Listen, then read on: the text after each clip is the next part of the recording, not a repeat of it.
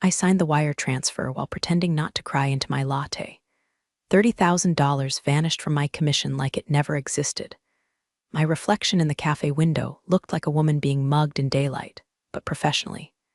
2 tables over, Glenn was on Zoom, laughing with his mouth open like a trout choking on numbers. "Let's be honest," he said, "she'll still close. She needs it more than we do." He didn't see me. He never saw me. 3 days before the Wexler deal closed, $19 million, and my ticket out of this purgatory, I was cut from the inside. Glenn, our CFO, had unilaterally slashed my pay to balance Q4. That's what the Slack said. No warning, no discussion.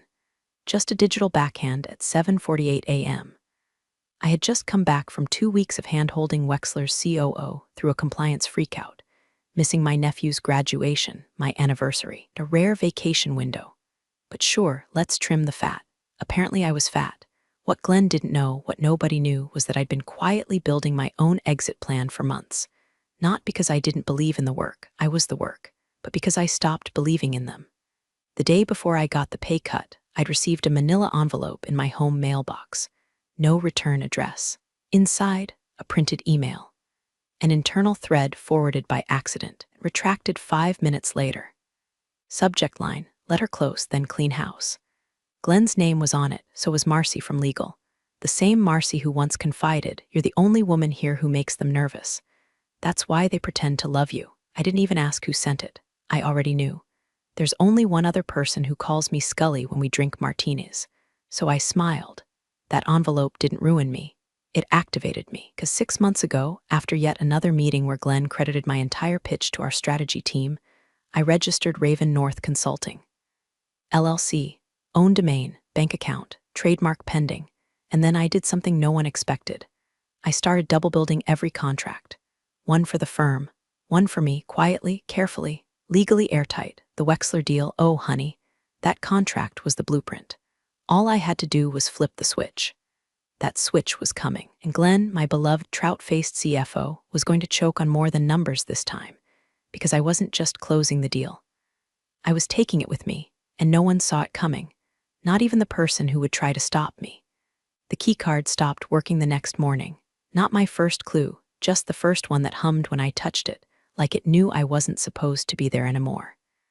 The front desk girl, Chloe, tried to play dumb, but her eyes flicked toward the security camera like it was holding a loaded gun.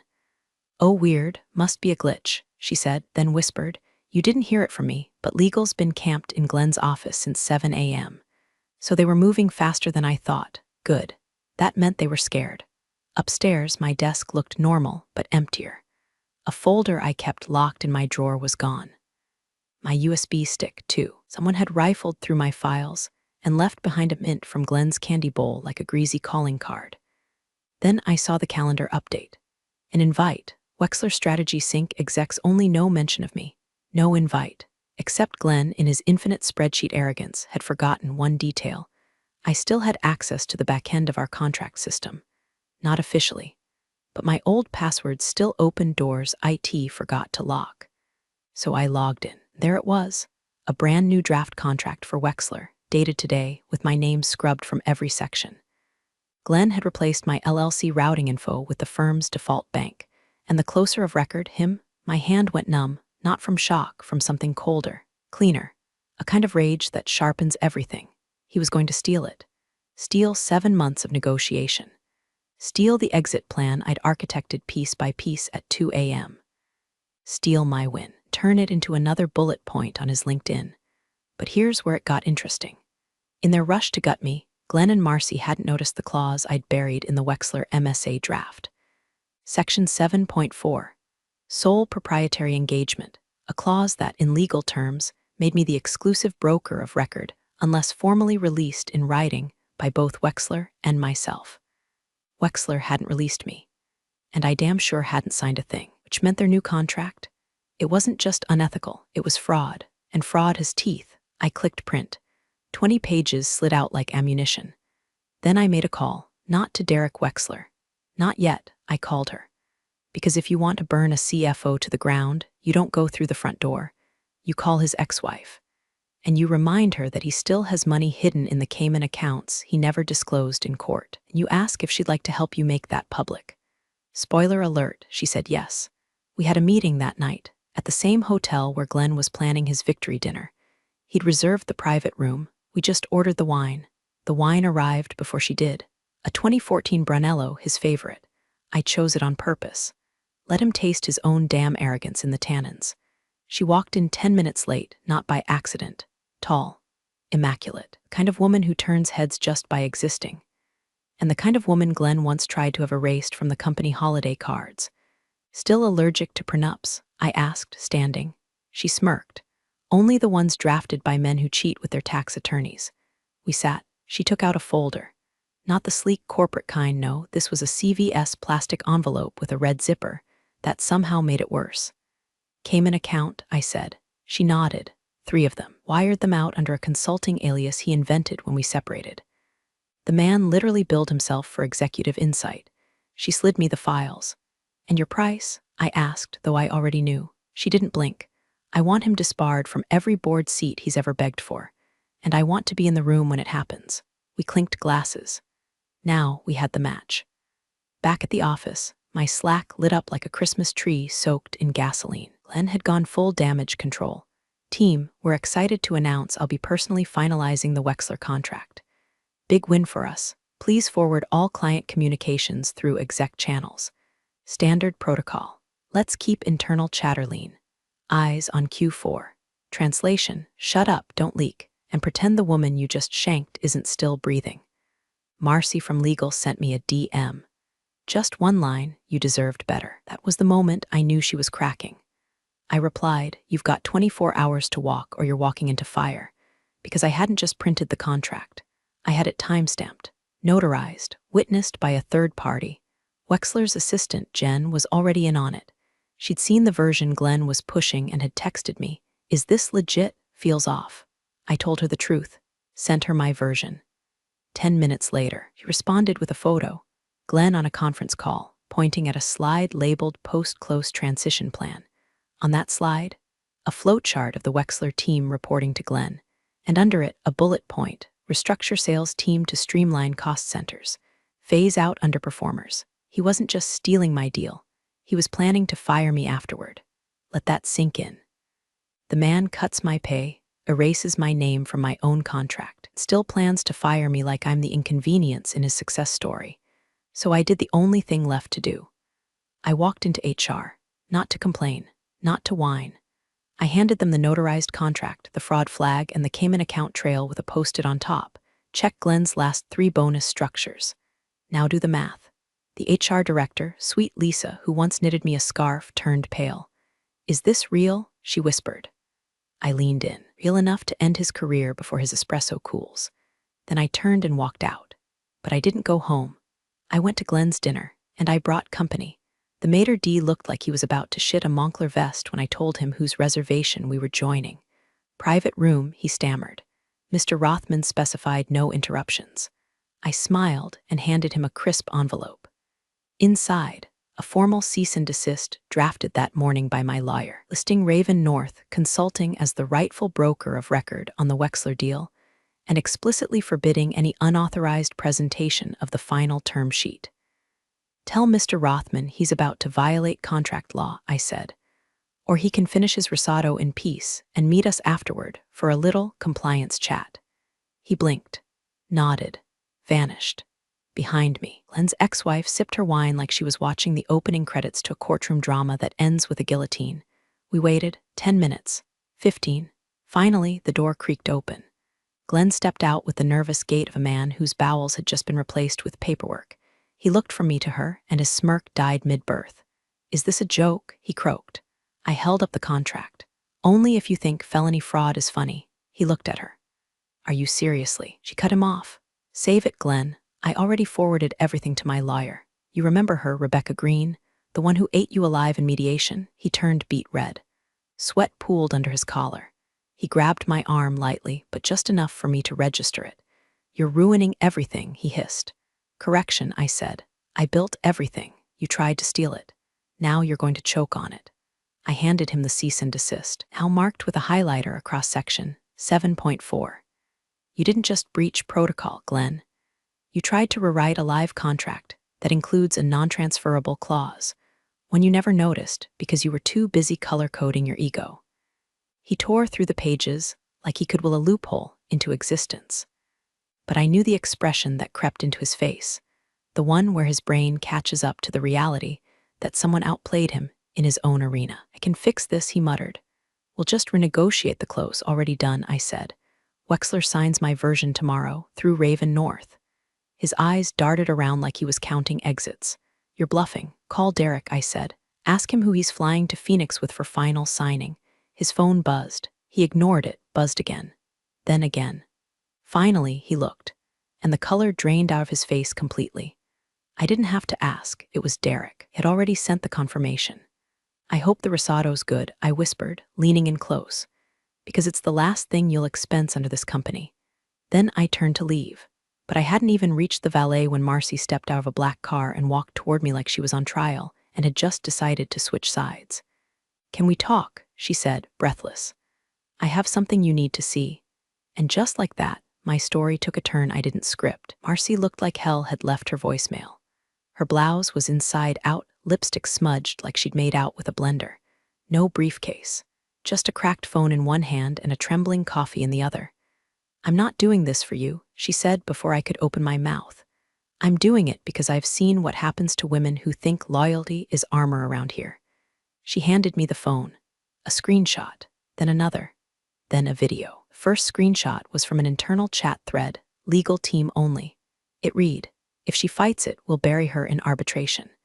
Tell Glenn we're prepping the HR doc trail now. Next, a PDF draft of a formal complaint they were about to file against me for gross insubordination and violation of fiduciary trust. And then the video. Grainy, recorded off another screen. Glenn in his office, pacing. Phone on speaker. Voice on the line. CEO Adrian Cole. I don't care if she walks with the damn contract.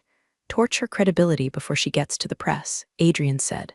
Glenn, I'll get Marcy to quietly plant a financial misconduct angle, say she fabricated vendor payments or something. My blood ran cold. They weren't just cutting me out. They were building a case to blacklist me. Marcy looked at me. I found the files while I was downloading the Wexler docs. Glenn told me to san it. She caught herself. He wanted me to erase the timestamps. I panicked. I screen recorded instead. I didn't speak for a solid 10 seconds. I just stared at the footage, then at her. She looked like a woman dangling over her own career's edge. I want protection, she said, low. If I forward all this to you, I want you to guarantee I don't get collateral damage when this blows up. I held her gaze. You get me those files. Full access. Never work for someone like Glenn again. You'll work against them. With me, her lip trembled. Then check your inbox in 5 minutes. We shook on it. I sat in my car, hands shaking, heart hammering like it wanted out of my chest. I had just gone from wounded to weaponized, because now this wasn't just about my commission or my contract. It was a company-wide conspiracy, an orchestrated takedown. And thanks to Marcy, I had the receipts. I called my lawyer. Going scorched earth, I said. Prepare a statement. You're dropping it with the press tomorrow at 9 a.m. sharp. Then I called Derek Wexler. Change of plans, I told him. We're not just signing the deal tomorrow. I paused. We're going to bury a CFO and a CEO in the process. His voice didn't even flinch. Send me everything, he said, and meet me at the signing early. You'll want a front row seat for what happens next. And oh, did I, because I still had one ace left. And I was ready to play it in front of the entire board. The boardroom was colder than usual. Not from the A/C, Glenn had that locked at 68 like a control freak with a thermostat fetish, but from the silence. The kind of silence that forms when men in $3,000 suits know they're about to watch someone die, professionally speaking. It was 8:58 a.m. I sat at the far end of the glass table, lone but not unarmed. My leather binder was closed in front of me. My phone was face down, but recording. Across from me, Adrian Cole, our too-polished CEO, who always smelled like imported lemon wood and whose voice had the wet smoothness of a con man doing TED talks on empathy. To his right, Glenn, chewing the inside of his mouth like it owed him money. His tie was off-center. His hands kept twitching toward the laptop he wasn't allowed to open yet. Miss Vance, Adrian said, steepling his fingers before we begin, Let me just express how unfortunate it is that we're here under these circumstances. Likewise, I said, flipping open the binder. I was hoping we could have saved the dramatics for your company's holiday party. A few people snorted. Adrian didn't. I've reviewed the situation. Glenn has explained everything. I trust you understand our position. Sure, I said, except the part where your position includes felony conspiracy, corporate theft, attempted defamation, and about 6 different violations of SEC compliance laws. Adrian blinked. Then I laid it out. Printed transcripts, Marcy's screenshots, a forensic report from a third-party tech firm confirming manipulation of contract metadata, initiated from Glenn's credentials. Each page landed on the table like a slow-loading guillotine. I'm also in possession, I continued, of recorded audio between Mr. Rothman and yourself, in which you discuss fabricating claims to force me out post-deal. I've sent copies to legal, the press, and 3 members of this board already. Adrian's mask cracked, but only slightly. This is outrageous. You're attempting to blackmail a corporation. No, I said, standing. I'm liberating myself from one. In the process, I'm giving the Wexler deal something you two never could, legitimacy. I turned to the door. Right on cue, Derek Wexler walked in, with 2 lawyers and a media liaison behind him. He dropped a copy of the finalized deal on the table. My name, Raven North Consulting, was stamped across every page in blue ink. This is the only contract we're recognizing, he said. I've just informed your shareholders via public filing that all future engagements will be routed through Raven North exclusively. Glenn paled. Adrian stood, mouth open. You don't have the right, Adrian stammered. You're poisoning our reputation. I picked up my phone. Hit play. Glenn's voice filled the room. She'll fold. Women like her always do. Burn her if she gets loud. Silence. Then I hit send. The audio, screenshots, legal proof were uploaded to 3 news outlets, a whistleblower forum, and Marcy's personal LinkedIn. The boardroom erupted. Adrian lunged forward, barking legal threats. Glenn muttered something about miscommunication, but no one was listening. They were too busy watching Wexler shake my hand and then walk out, with me, not as an employee, as a partner. The news broke before I even reached the lobby. CFO, CEO of tech giant under fire for contract tampering and retaliation plot. Headline 1. Whistleblower reveals fraud scheme days before $19M deal closes without firm involvement. Headline 2. By the time I reached the valet, my inbox had collapsed under NDAs, job offers, and 2 speaking invites titled Women Who Don't Fold. But the real reward, sound of Glenn's name being stripped from the company site faster than a bad Yelp review. Adrian tried to rally, issued a public statement about rogue actors and ongoing investigations. But you can't put the toothpaste back after it's been weaponized. Marcy met me at the hotel bar that evening. She looked 10 years younger and 5 shades freer. You know they've retained crisis PR, she said, sipping a whiskey sour like it was earned. They're gonna need CPR, I said, once the board sees what's still coming. Because we weren't done. That Cayman account file, it had layers. Glenn hadn't just funneled personal bonuses, he'd been marking up third-party vendor contracts and skimming off the top. And guess who'd been listed as an auxiliary approver on those? Adrian.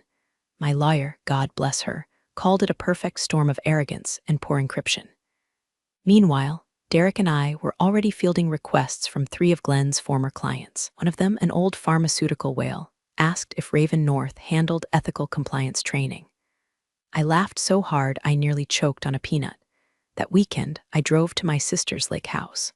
No laptop, no noise, just me, the water, and a bottle of champagne I'd been saving for day that finally arrived. I sat on the dock and opened it alone. No toasts, no speeches. Just a single moment to be. Remember the version of myself who used to rehearse polite objections in the mirror, who'd once cried in a locked supply closet because Glenn told her assertiveness isn't attractive. She was gone now. In her place stood someone who didn't just survive the system. She rewired it, and in 2 days, I'd be standing in front of 600 women at a tech summit in DC, telling them exactly how I did it. But not before one last piece fell into place, because on Monday morning, a federal subpoena would land on Adrian Cole's desk. Courtesy of Marcy. She had one final favor, and she'd scheduled it for 9 o'clock a.m. Same time, Glenn used to hold his Monday mindshare meetings. You know, the ones I was never invited to. At exactly 9 a.m. on Monday, Adrian's world imploded with the precision of a Swiss watch strapped to a stick of C4. Subpoena was hand-delivered by a federal agent in a windbreaker too stiff to be casual. The receptionist tried to stall, but the agent dropped the envelope on Adrian's desk mid-call, while he was trying to charm a journalist into retracting their story. The call didn't end well. Neither did his career. By 9:07, every partner on the board had a copy of the federal findings.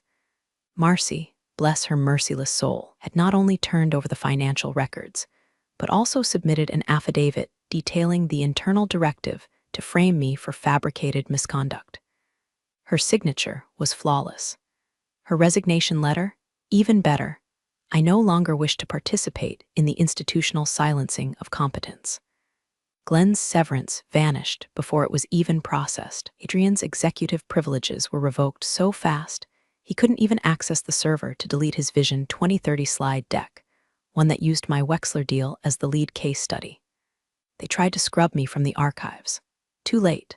The press ran a follow-up titled "Woman Executed Her Own Exit Strategy" and took the $19M deal with her. And my favorite line came from an op-ed in Fortune. Raven North isn't just a firm, it's a warning shot. I stood backstage at the DC summit, mic clipped to my collar, staring at the crowd of women in suits, jeans, hijabs, locks, laubautins. Some were interns, some were execs, all of them watching the door like they were waiting for something more than inspiration. I stepped out, lights hit, applause swelled. I opened with the truth: I was never supposed to be in this room. I was supposed to be erased quietly, discredited, replaced. Pause. But I learned one thing very early. They don't prepare for a woman who documents everything, trusts her gut, and registers her own LLC before they even realize you've stopped smiling at meetings. Laughter, nods, silence too, the kind that means they felt it. I closed the keynote with a story they hadn't heard. One last twist I'd kept just for them. The Wexler deal, I didn't just close it, I licensed it, under my terms, my conditions, my brand, which meant every time Glenn's old firm used a system built off that structure, they'd owe me royalties. Not a lot. Just enough to remind them, quarter after quarter, that I was still here. And every time they cut that check, they'd see the same words printed in the bottom corner: Raven North Consulting authorized, independent, irreplaceable. I walked offstage into a sea of outstretched hands and camera flashes. And in that moment, I knew they'd tried to erase me. Instead, I signed my name in permanent ink.